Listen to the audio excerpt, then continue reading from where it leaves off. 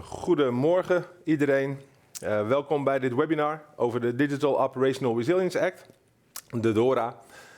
Vandaag gaan we de webinar in het Engels doen, vanwege wat Engelstalige toehoorders. En een van onze gastsprekers is Engelstalig. Dus vandaar dat ik ga nu switchen naar het Engels. Dus hopelijk kunnen jullie het allemaal volgen. Tijdens het webinar kunt u de vragen stellen in de chat. En mijn collega zal die aan ons ter orde brengen. En dan zullen we daar zo goed mogelijk antwoord op proberen te geven. First of all, again, good morning and welcome to the webinar on the Digital Operational Resilience Act. We are very delighted to have you all here as we dive into the crucial aspects of this groundbreaking legislation and its impact on the financial sector. In an era of increasing digitalization and evolving cybersecurity, DORA stands as a beacon of regulation designed to ensure the resilience and security of financial organizations. This act represents a pivotal step towards safeguarding critical infrastructure, protecting sensitive data, and mitigating cyber risks. And during this informative session, we will explore the key provisions of the DORA, shedding light on its implications, requirements, and best practices for compliance as far as we know today. Our expert panel will guide you through the intricacies of the legislation and offer valuable insights on how financial institutions can adapt their operations to meet these new standards. First, let me start off with some introductions. My name is Mark Amo, and as a sales executive within InSpark, one of my main focuses is on the financial industry. I have the privilege of working with a dynamic team, leveraging innovative technology solutions to assist organizations in their digital transformation journeys.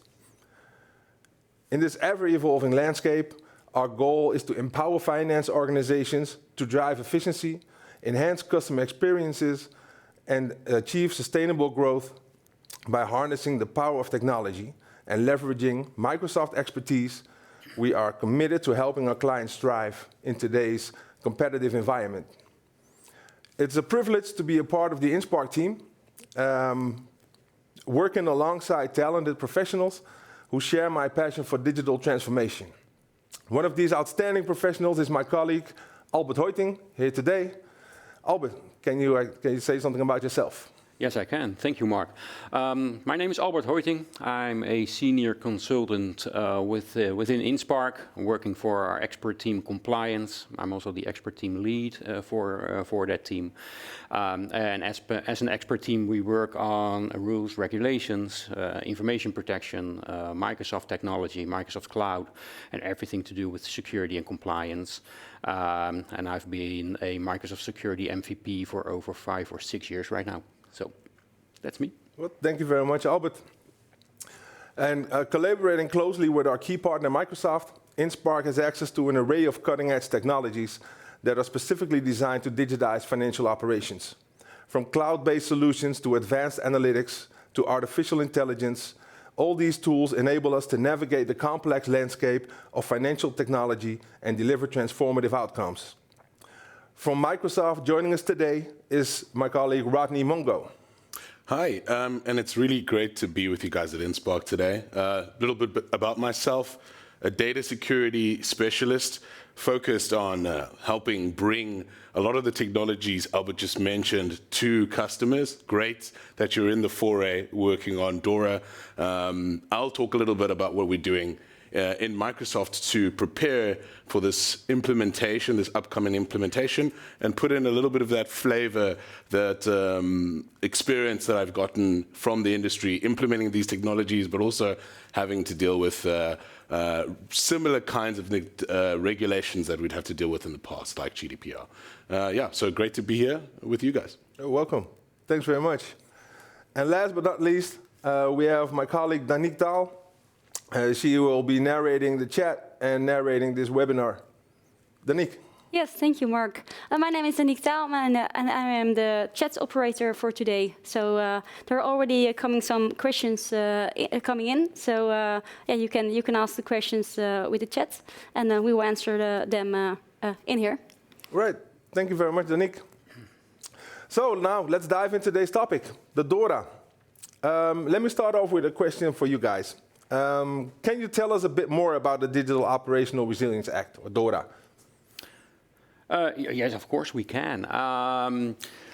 To be fair, the DORA itself will come into effect in 2025, which for some organizations might think, well, that's a long way to go. But looking at the provisions which are going to be into the DORA, that's really not a long time to really start preparing for it. The DORA itself is a regulation specifically aimed at financial services industry, and it's aimed to get that this digital resilience up to speed. So being resilient against any threat that might harm or disrupt your business processes, and those are cyber threats mostly. And one of the key components for the DORA is really that it's going to be compulsory. You really need to be you need to adhere to the DORA, and you need to show that you adhere to that DORA. So it's going to be auditable as well. So it's really like I said, compulsory, auditable, and focused on that cyber resilience of an organization in the financial sector. Right. All right. It's clear. Any questions from the chat already? Yes, we already have one question. That's how does the DORA relate to other regulations, such as the NIS 2.0? Okay, interesting. That's a good question. Yeah, it is. It is. A lot of regulatory measures within the financial sector. Yep. And indeed, the NIS 2 is one of these regulations. How does it apply? How does it compare? How does it compare? Yeah, well, NIS 2 is an excellent example, of course, but if you look at either the Dutch regulations or the EU regulations or even more international regulations, there is a lot of overlap. Also within things like security frameworks or security standards from the ISO, for example, or here in the Netherlands, the NEN standards. So there is some overlap. And the NIS, and the Network and Information Security guidelines, now in the version 2, which basically means that any organization which is in a very in an environment which might cause damage to the to us as a society. Yeah. Essential services. Yeah, that's the one. Thanks, Rodney. Services, yeah. I think they're called. Yeah. I didn't get the right words, but thanks, Rodney. So essential services, and that list was not too long, and now with NIS 2, it's even going beyond that small list of the NIS 1 regulation. So comparing those two, I think there's going to be a lot of overlap, but again, the DORA is going to be compulsory. So it's not some measures we can just put on a roadmap and have nice to have measures to comply with. No, DORA is going to be compulsory for the financial industry. You can't get out of this. And same might apply to NIS, but the DORA also has things like auditing. So you're going to be audited on this. Yeah. So it's going to be more stringent. So yes, there is overlap and they are comparable, but again, financial services industry, and it's going to be auditable and compulsory. I think it's also nice to add a bit of context and background behind how DORA came about. So there was essentially this package for banking and finance in Europe that was created in order to make Europe fit for a digital age. I think that was a really important part.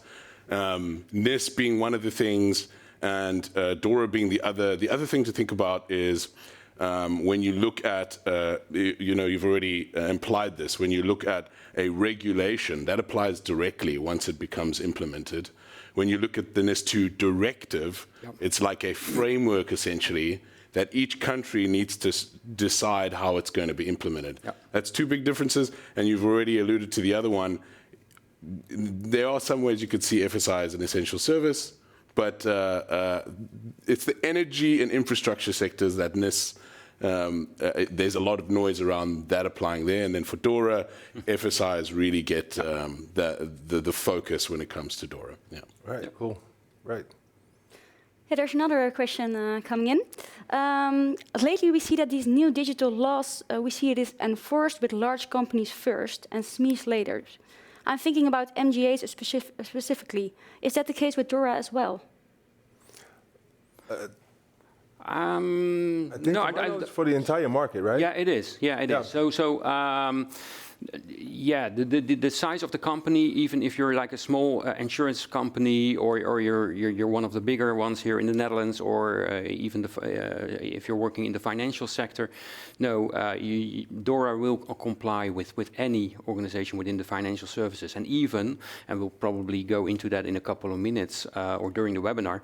It even goes into your third-party partners as well. So it really doesn't take into consideration the size of the organization. If you're into FSI, then you need to comply, and also your IT partners are going to comply, which is really one of those other things which makes DORA kind of unique in this sense.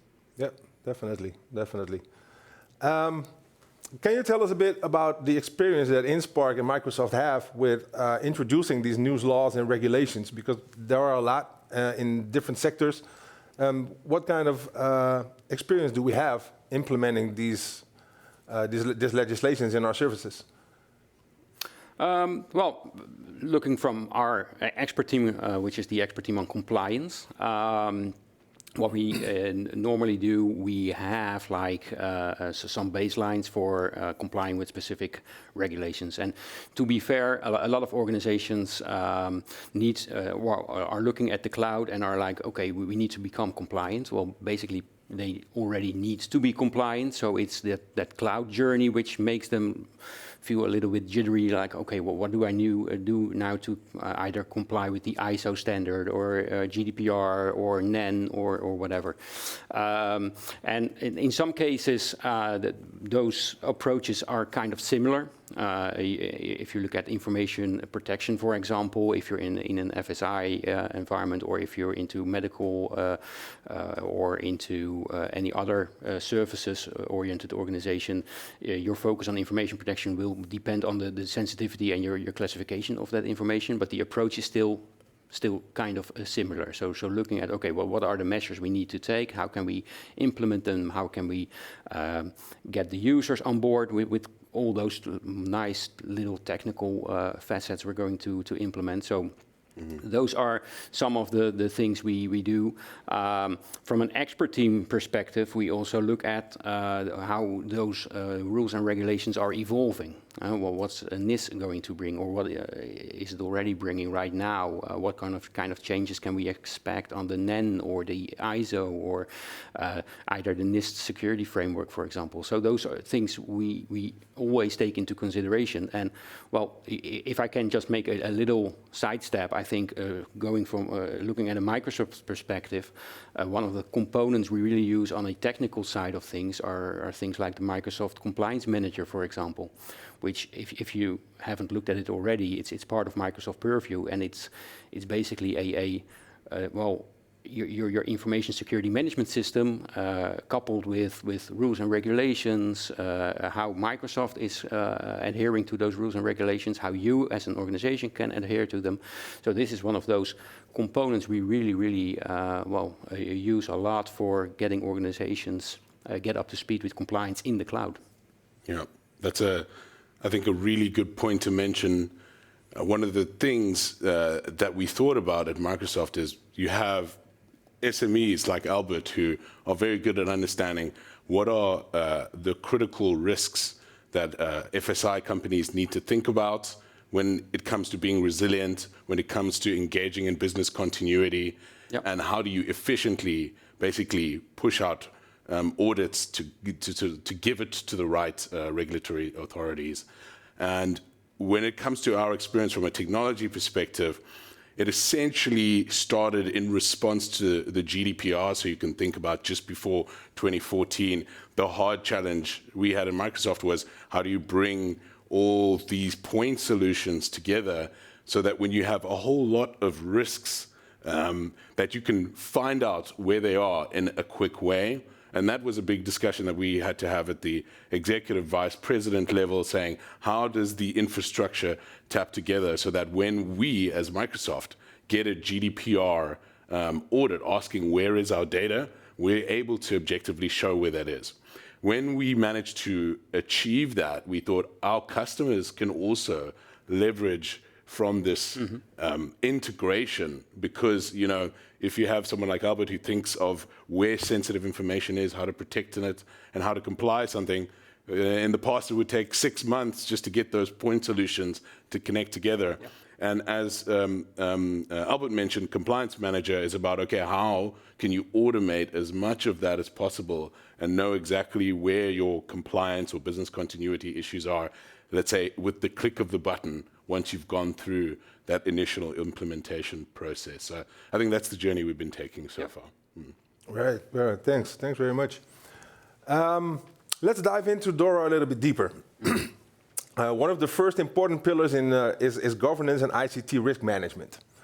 Can you tell us what exactly is meant by that? Most of the pillars in DORA are kind of self-explanatory, of course, and it goes for this one as well. I think if you look at this specific pillar, it's about looking at your risks, basically having the measures in place to mitigate any risk you might see, and those incidents might come from outside of your organization. So you have to look at things like, from a Microsoft perspective, that might be the Defender suite of solutions to really secure your data, secure your devices, secure your identities, but we also mustn't forget that there's also always insider risk, which might occur within the organization. And insider risk might be someone leaving the organization and taking a lot of confidential information with them. It might also be things like internal corruption, or even a malicious internal user, which he or she decides to really corrupt the organization, for example. So there's a lot of components there where you can leverage Microsoft-technology to really get the right measures for those internal or external risks. To be fair, if you look at in a more holistic way, you also have to look at things like risks that might have to do with business continuity, for example, so backup solutions, or being able to recover once you have been breached, for example. And I think one of those terms is assume breach. So always be prepared for the inevitable, basically, and have your plans ready as well, your processes ready. So there's a lot of things there. Technology isn't the only part to really address IT risks, of course. But from a technology part, like I said, the things I already mentioned, the Microsoft components, and looking at, for example, insider risk, again, one of those platforms we use to really help organizations is insider risk management within Microsoft Purview, which is a very comprehensive solution to get your insights into possible risks, but also to act on them, so detect, respond, and I think that's a solution which is kind of complex. It's not really visible, if you will, within a lot of organizations, because they're still starting their journey and looking at the more basic stuff. But if you really want to go for mitigating all those risks, then these components will be part of that mix. And how does governance come into play? Everybody's talking about setting up a governance strategy. How do people look at that?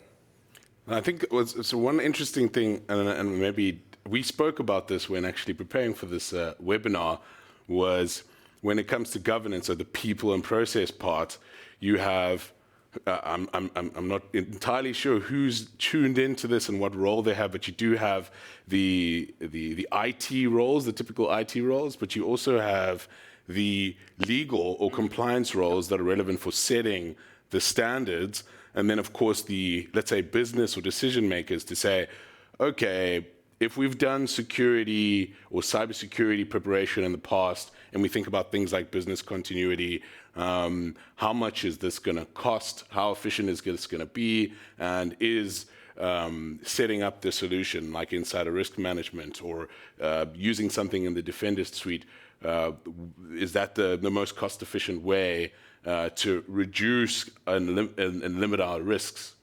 So the one thing I'd say is a lot of the customers in the Netherlands already using or have some of these technologies available. So Microsoft 365 Defender, if you think about, okay, what do you need to govern? I'll look at my computer so I don't forget what's in the regulation, but so there's the identifying of the risks, protecting, preventing, detecting, responding, and managing. How do you put that in the governance process? I'd say from the Microsoft perspective, if you're thinking, okay, how do we use this technology in that governance process? You think of like the Defender part of the journey, you onboard all your infrastructure into a single pane of glass so you can see where those risks are coming from, so you can identify it, that first part. And then when you want to sort of detect and respond, then you start looking not just at the Defender part, what's happening in your cloud infrastructure, and what rules do you want to set? What do you want to respond to? You spoke about information protection. For example, do you want to respond to all kinds of information being at risk of breach, or is it the BSN numbers that you have of the, let's say, customers that you have in the pension database? Is that the most important place for you to protect their data? Or is it employee HR information? So the governance part is realizing you can use these tools, they're available. And the other thing is saying, okay, let's focus on this kind of data, BSN numbers, internal employee records, and then make sure we have a policy set up for that so that when something does go wrong, you can flag it. Yeah, exactly. I completely agree. I think it's also good to note that security or cybersecurity or handling cybersecurity risks isn't just or isn't IT. I mean, it's also the responsibility of the business.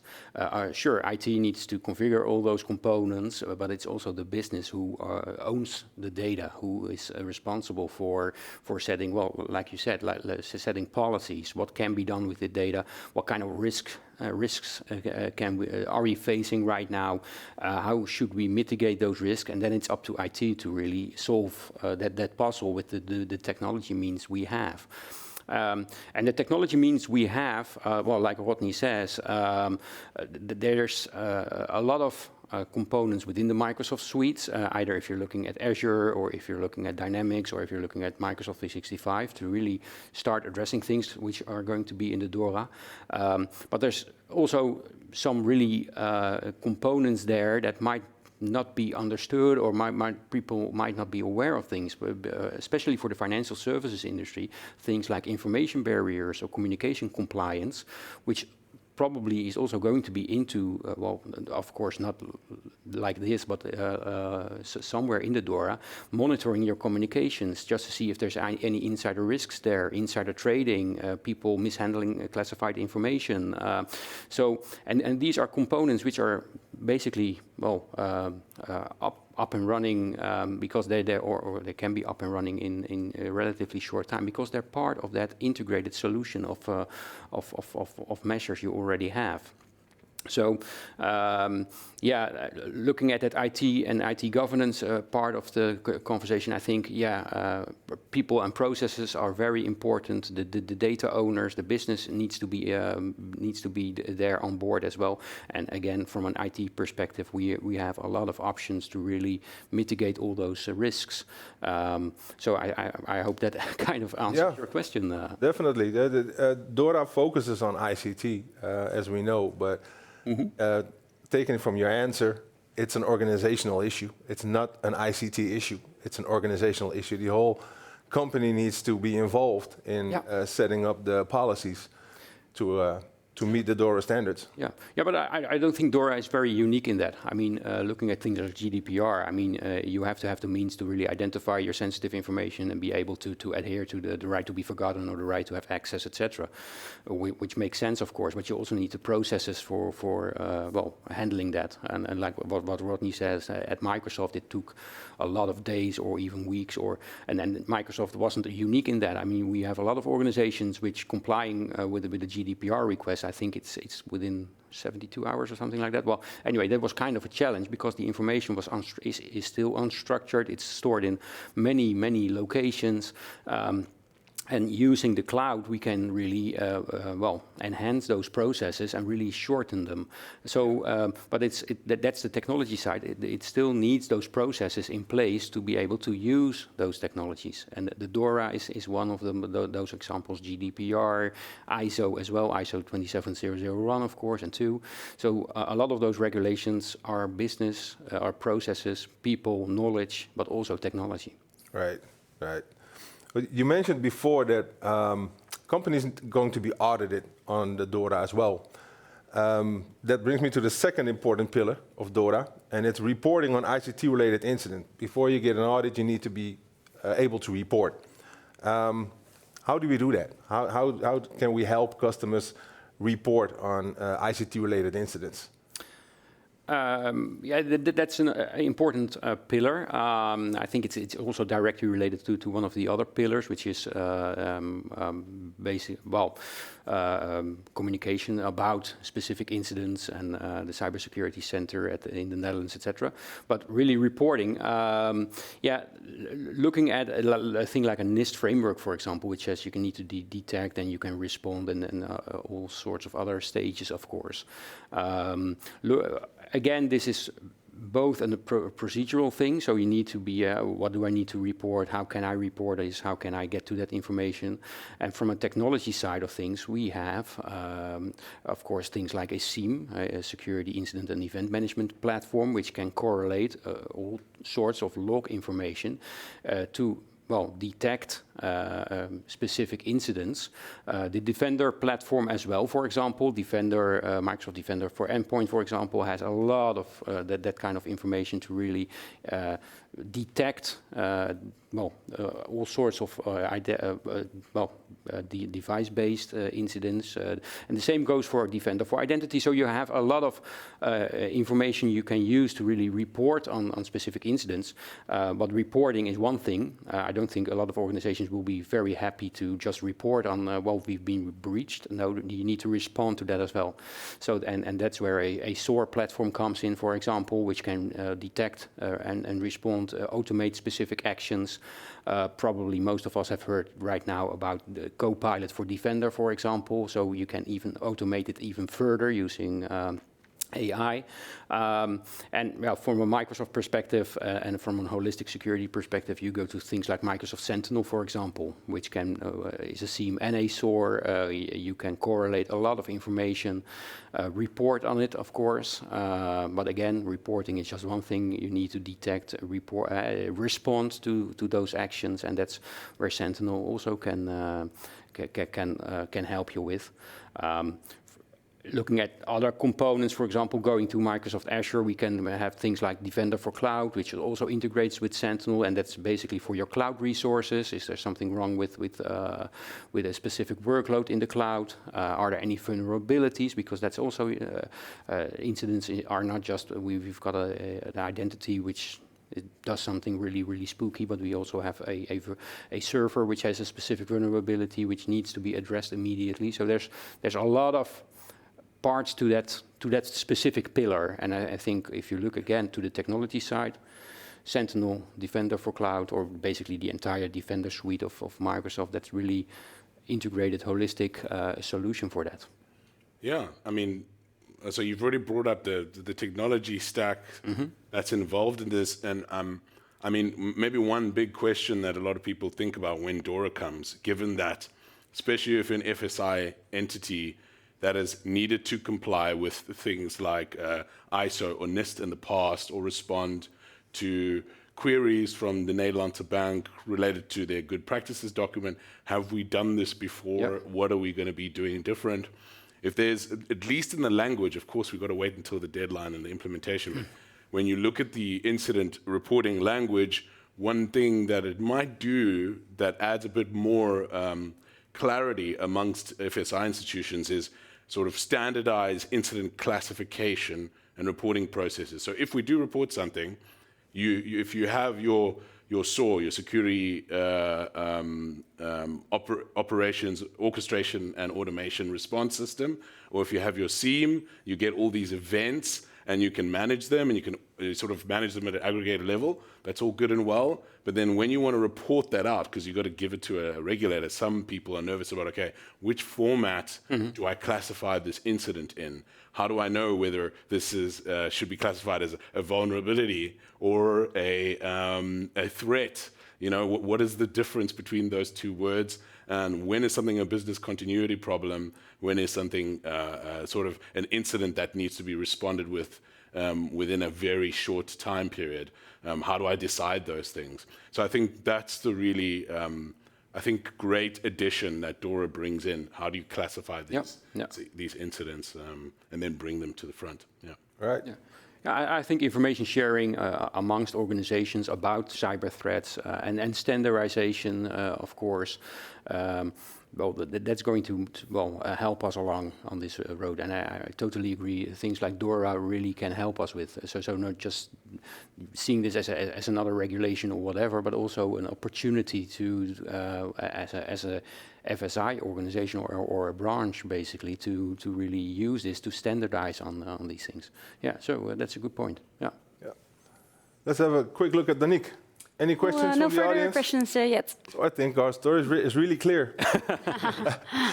So we discussed the first two pillars of the DORA. The third pillar is about testing operational resilience. This is really broad, a broad concept, testing operational resilience. How exactly should this be tested? Well, in my opinion, and I'm keen to learn from Rodney on this, but in my opinion, I think that there's a couple of sub pillars, if you will, to this pillar. I think you have to look at enabling your security, or no, just implementing your security in your development practices, for example. So when in DevOps or whatever, security. I think it's better now. A couple of years ago, it was kind of like, we need to do some security. So at the end of the process, a security person was added to the team. But now it really needs to be integrated. Right now you hear things like DevOps, of DevSecOps, etc. So really integrate that. So integrate that security also in your testing.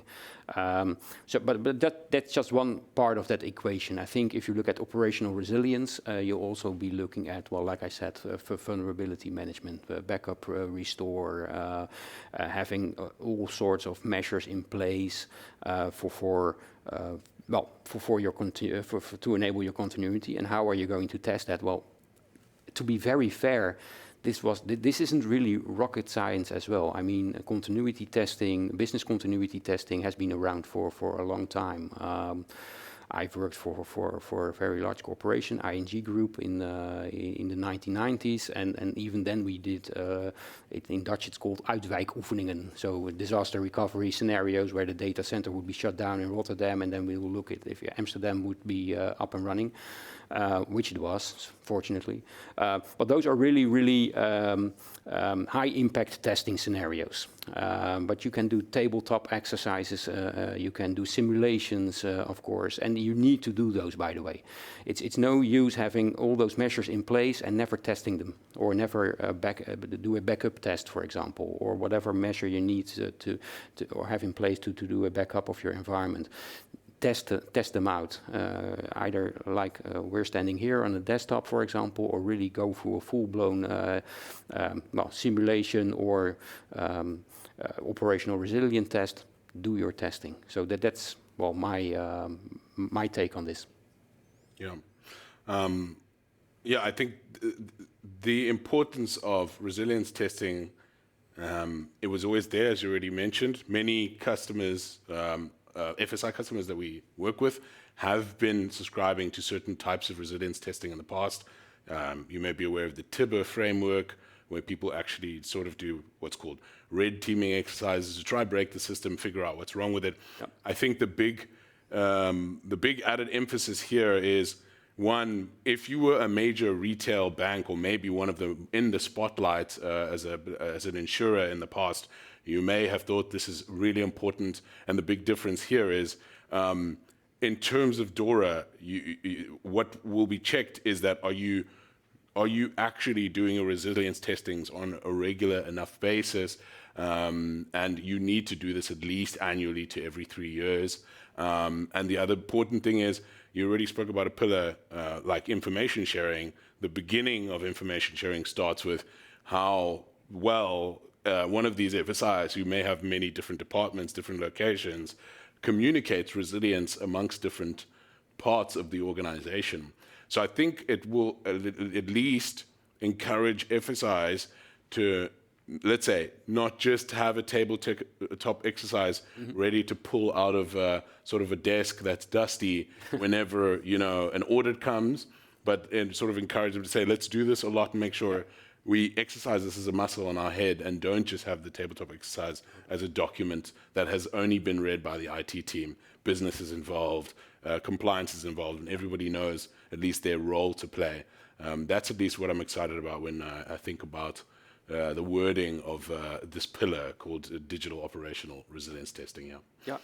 I totally agree. Also with the dust a bit, by the way, but also it doesn't really make sense to start thinking about these kinds of processes for being resilient when you have a breach. I have examples plentiful about when organizations start creating your process for handling a specific breach or a virus or a spam campaign or a phishing campaign when it has happened. No, assume breach. It's going to happen, so you need to be prepared, so you need to have those processes and you need to test them. So I think, I totally agree. We need to have more emphasis on this, and the DORA is going to bring that. Yeah. How important is employee awareness in this legislation? Because we're talking about technology, we're talking about testing, we're talking about resilience, but in the end, you need your employees to be aware of the threats that are out there. How can we help them become more aware of it? Yeah, kind of depends. I don't think that really is directly related to DORA. I think it's also directed with your cybersecurity stance in general, of course, your awareness of getting all sorts of links and are people going to click that link? Just preparing for this webinar, I saw a bunch of stickers which were related to cybersecurity, and one of them was show me the nothing you clicked on, because that's basically what an employee will say. I didn't click nothing. Yeah, okay, show me the nothing you clicked on then. The awareness, it's within a broader scope of cybersecurity, but also compliance. It's really, really important. If you're going to do data classification, for example, it needs to be very clear for anyone. Why do I need to do this, and what's the potential risk we face if we don't do this? To be very fair, I think if you run things like a simulation, just to which, by the way, you can with this Purview, for example, you can do an attack simulation just to see how many people are going to react to that email from our CEO, for example, that there's going to be a raffle giving away a new coffee machine, for example. Just see how many people are going to spot that little thing in the URL, which isn't quite the same as our company URL, for example. So creating awareness, it's a different program. Like security testing, it's not something to be done at the end, for example, or having security added later on when you're doing a new web app development. No, it needs to be there already. Like explaining people how their new desktop is going to work. Compliance needs to be, or security and compliance needs to be there as well. And there's a lot of options you can use, of course. There's organizations which make it compulsory for new, which I kind of like for new employees during the onboarding to do like a cybersecurity awareness program. And then they repeat it like every quarter or something like that. There's other options, gamification or whatever. The options are there, but it's really, really, really important because, to be fair, the human is still the weakest link in all those. We can Yeah. Rodney and myself, we can just implement a lot of technology, but it's still the people who are still the weakest link, unfortunately. So Yeah, I like that. So this human factor, when we think about it, at least from my perspective as sort of a Microsoft employee watching some of the technologies not just be sort of procured by FSI firms, but then implementation is the next step. So you procure, let's say, Purview or Defender, these things that help sort of protect, keep your environment resilient. But then this change management part, Yep. We like to call it crawl, walk, run, Yep. which is essentially it could take 6 months to 2 years for everybody just to be understanding of what has now changed in the computing environment that you work in. From an employee perspective, if you've already switched these on, maybe you don't have to do that much. If you did this change management and people have already had attack simulations, or there are ways to prevent phishing of emails, they'll be aware of that. If they put in sensitive data like hundreds of IBAN numbers in an Excel spreadsheet, maybe they already get a policy step saying, hey, FYI, this is geheim or confidential. Yep. And maybe in terms of zero trust, they have already implemented some of the core zero trust principles that you advocate at InSpark and that we help people implement. That could be multi-factor authentication, using a password plus a device next to it, or having a Windows Hello device where your face plus some other factor. Make sure it's really you involved in looking at a document at work or accessing a cloud resource. So maybe those things have already been implemented. If not, again, 6 months to maybe 2 years, maybe the awareness per area. But the great thing is when you think about DORA, if you have implemented a lot of things that we spoke about from a technology perspective, the mapping towards DORA is going to be a series of maybe very small steps where you say, okay, we've already done this for ISO, we've already done this for NIST. Exactly. And now we just need to make sure we map it to maybe the slight differences we see in DORA, but it's actually not that much when we look at it. Yep. Yeah. Yeah. Right. Danik, any questions from the audience? No questions. There's some activity, but no questions. Very good, very good. You also, you already talked about the fact that DORA doesn't only apply to FSIs, but it also applies to the critical ICT providers, as they call it within the DORA. Yeah. So a customer needs to manage the risks of the ICT service providers that they are using, that they are partnering with. How should you give substance to this? How can you, as a customer, as an FSI customer, how can you manage your third-party service providers? I think that's going to be a challenge, I guess. I think the way I look at this, I think it's the fourth pillar. It's the fourth, yeah. Yeah. I think it makes sense. I mean, right now, looking from an InSpark perspective, we are already certified with a lot of certifications, of course, which makes sense, and we're audited like every some time.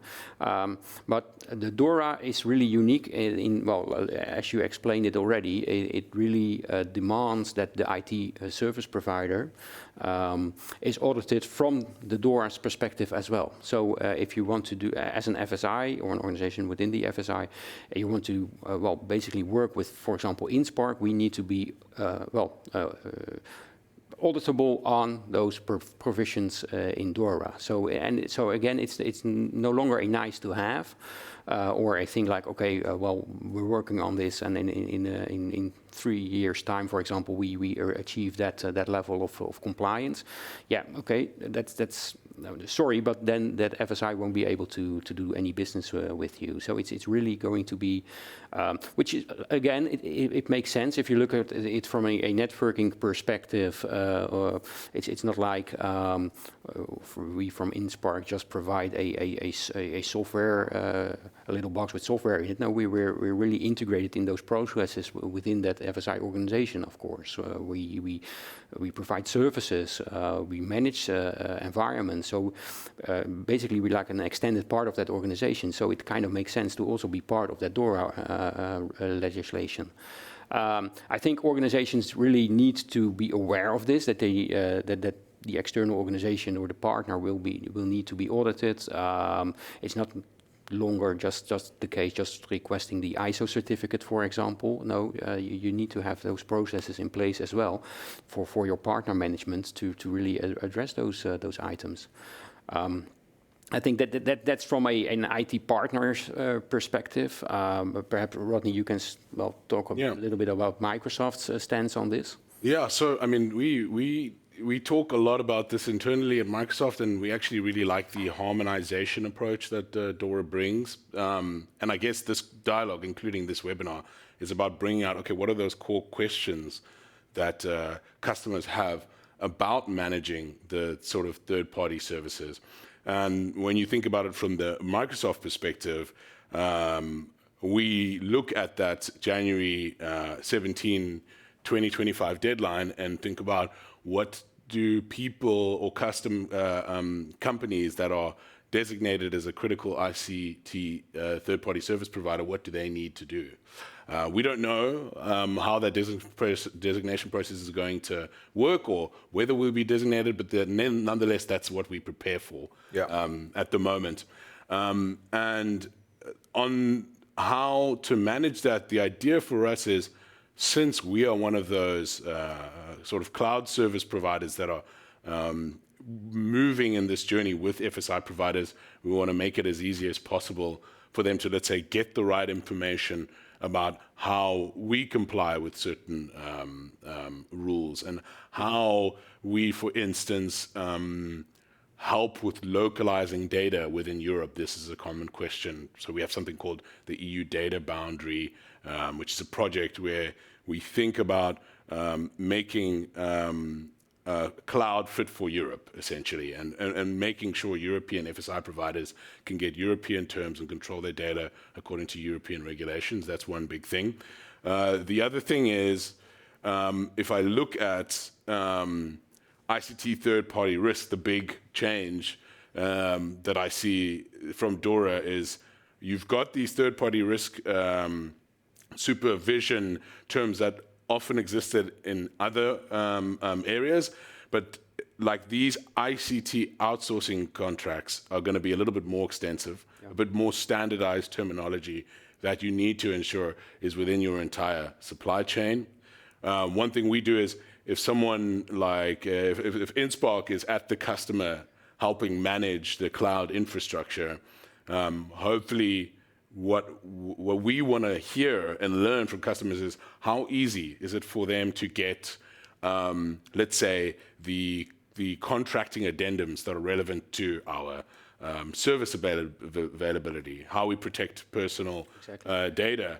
So we have a service trust portal for that, where people can get it themselves, but is it easy to use? Is it easy for the partners that we work with, like InSpark, to leverage that, not just for your part of the supply chain, but you can go as deep into the supply chain as you want in terms of the services we use and the technologies that we have, and that's how we send.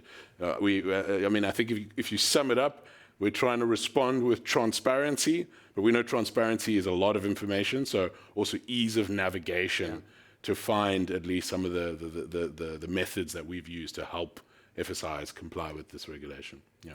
Right. Customers already have contracts in place with third-party providers. Does the DORA apply to existing contracts or only to the new contracts with third-party service providers? That's a very good question, though, the way I see it. But I'm not a lawyer or anything, just to be sure. but basically, at the end of 2024, you need to comply with the DORA. So any old contracts, new contracts, perhaps you need to redraft them, like Rodney correctly states, but you need to comply with those. So if your question is more like, okay, I already have a contract which is still like in its first year of 3 years, I don't have to do anything because that was prior DORA. I don't think you're going to get away with that. You need to comply with that regulation. It's compulsory. So I don't. Yeah, short answer. Any contract, new or existing. Well, that's my take. I'm not sure if you have anything to add on this, but yeah, I mean, I maybe luckily I have a law degree. I was a lawyer at some point in my life, but I also have a technical background, and I think the difficult thing is trying to reconcile those two things. If I speak to lawyers and I speak to technical staff, for instance, and how they need to interact on, okay, there's this rule coming by, and what's going to happen retrospectively? What does it mean for all the stuff I've done in the past? Big reason why that's a problem is people freak out. They say, wait, I didn't do any of this in the past before, and now I need to do it. Doesn't mean I'm already bad. That's like, and I think an important part of DORA, but generally how the European Union regulates major FSIs, is it's about proportionality and it's about being forward-looking. So, one, it's going to be about the nature and the complexity of the contracts that you have, and are you effectively working with that third-party service provider? If you are, it says you have a period to implement it, right? So think about the deadline, January 17, 2025. Think about what reasonable steps you've taken to renegotiate the contracts that, if you need to. It might have the sort of, there's like technical standards that are coming out over time. Secondary legislation is coming out over time from the, let's say, the supervisory authorities. And as those come out, you get to look at your contracts and say, what's the delta between them? And look and think about which contracts you have. It also gets you to say, who am I contracting with, and do we continue this relationship on forwards? But I'd say generally risk-based. If you feel like a contract is not working as it should already, or you don't even know where to find the contract for the vendor that you have, the whole point of an implementation period is to give you time to remediate that. That's a great point, and I think that's also one of the core things we want to give to our viewers right now is start preparing. I mean, it's looking back at things like GDPR or AVG here in the Netherlands. We had a lot of time preparing, and most of the organizations did prepare correctly, and there were still some that didn't, and they had to really refactor all the processes, etc., when the regulation was already in place. So you have that time, like Rodney says, to start preparing, look at those contracts. We don't, from a DORA perspective, we still don't know, of course, the implementation measures that are going to be in there. I don't think there's going to be any rocket science, to be very fair, but when they do get published, you can also look at perhaps gaps right now, either within your third party, your partners, or within your own internal regulations and your measures you have in place, and look at what is the gap and how are you going to prepare for that. And you still have time, but start working on it basically from today. Yeah. Rodney, you already mentioned the supervisory organizations. One of the derivatives on the fourth pillar is that there is supervision of the critical service providers. Do we know who will be responsible for carrying out the supervision on the ICT service providers? Do we already know that? Is that known within the DORA to this day? Yeah, so they've established a framework, and I don't want to get these organizations' names wrong, but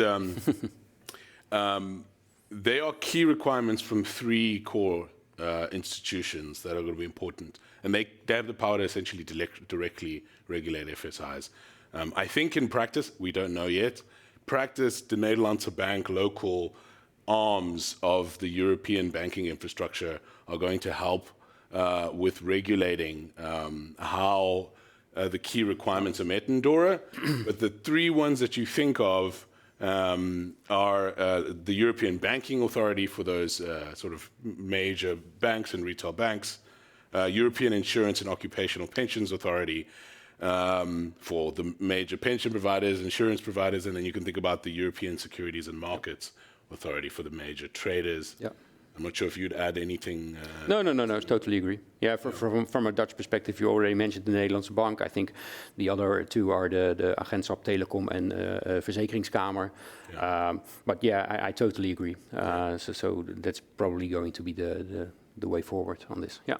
Right. And there will often be, I'm hearing that they are often referred to collectively, at least, as European supervisory authorities, but these are the kind of people that are bunched under that. Right. Well, we've mentioned the most important pillars of the DORA as we know them today. How can an insurer or an FSI prepare for this DORA legislation? You already told us, start preparing now. Yep. Don't wait too long. How can they prepare? Like you said, start now. So start looking at your cyber resilience you have in place at this moment. And a relatively recent study by Microsoft found that there are still some organizations that still are struggling with the most basic of resilient, cyber resilient measures, and or either they're struggling or they feel they're not really compulsory, so they are on some form of roadmap to be implemented, like in a year's time, for example. And you might be surprised the things you hear in that study. For example, like Rodney says already, things like MFA, just enabling MFA for your key accounts, or even just use MFA point, no buts or whatever, based from that zero trust framework, for example. But also things like data loss prevention. I think there's still a lot of organizations which either not using it or just using it just a little bit, but enforcing a form of data loss prevention allows you to really control your sensitive data flow, basically, like the BSNs Rodney mentioned, for example. And these technologies can be implemented. I'm not saying they can be implemented really quickly, because you need to think about implementing them, of course. What kind of sensitive data, what kind of risks do we face? But these are components which you can start with right now. If you have the options, and then I'm mostly talking about licensing, you can also look at the more advanced components to mitigate your risks. Insider risk management for one, but also what's relatively new is now adaptive protection, where the risk is really on the user. So is he or she doing risky stuff, which might be, for example, a combination of activities like downloading a lot of information, creating a zip file, getting that information in there, sending that zip file to an external address. Those kind of things might be flagged as a risk indicator, and that a risk indicator can also be used in things like insider risk management, but also in data loss prevention, for example. So start looking at all your information security, your network security, your identity, your entire security landscape from a holistic viewpoint as well. So that incident reporting we talked about, incorporate that, detect, respond. And again, DORA is going to be compulsory. So it's not like, okay, we can do this now, and then in 3 years' time we need to address data classification, for example. No. It's going to be mandatory. You need to look at it right now. So those are the things which again, they're not really rocket science. You can start with them right now. If DORA becomes more tangible, we can look at, okay, what does it say? Again, I don't think it's going to be a bit of a surprise for a lot of the people here in this room as well. But look at a fit gap then, and then you have more tangible means to really address those measures. But yeah, those are really the things you can start with at this moment. Danik, do we have a question? Yeah, we do. It's more like an ask. As part of that important preparing phase, is it possible for InSpark to provide an illustration or an overview of the pillars? All the pillars, like a checklist? Yeah, definitely. Yeah. Maybe a next blog? Yeah. Yes, we can definitely do that. it's a nice bridge to my next question. What can InSpark and Microsoft do for FSIs to help prepare to remain compliant with DORA? What tools do we have? What services do we offer?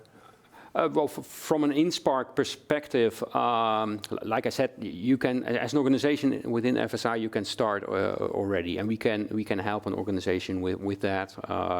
From the expert teams we have, I'm speaking from the expert team compliance, so we can help an organization with any kinds of things like data loss prevention, information protection, information governance, everything which has to do with basically information and communication. We also have an expert team on security, which is more on the sentinel, detect, respond, defender, etc. So, and looking at those expert teams, we mostly work with organizations just to help them get started, implement, design, etc., etc. So that's more or less of a consultancy point of view. But also from a services point of view, we also have a dedicated security operations center, which we call the Cloud Security Center, which covers anything I just mentioned. It basically is covered with our Cloud Security Center. So if you really want to get up to speed really fast with either your data protection or your device protection, or including those detect and respond functions, then our Cloud Security Center is a shared or is a service we can provide to organizations. So there's a lot of things we can do if you want to start tomorrow, for example. Right.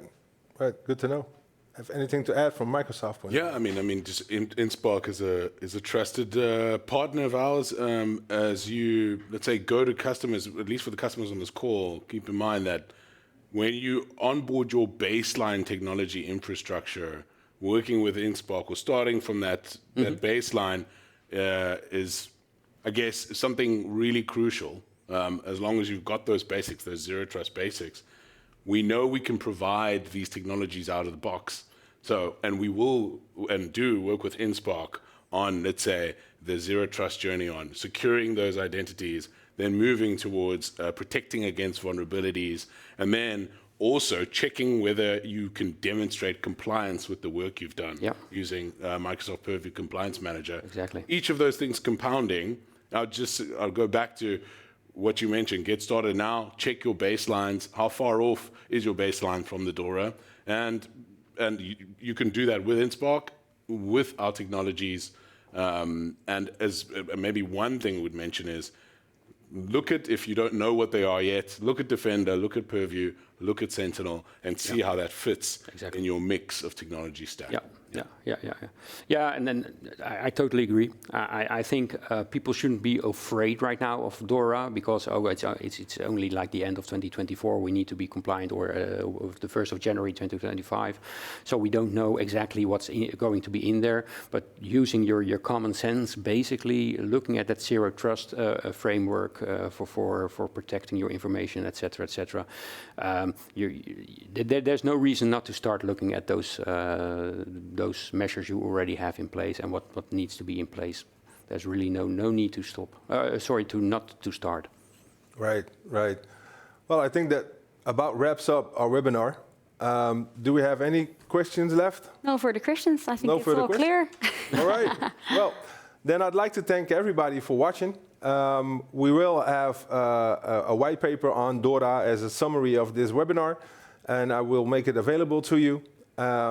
Well, thank you very much for watching, and hope to see you next time. And if you have any questions, don't hesitate to contact me. Thanks very much. Thank you.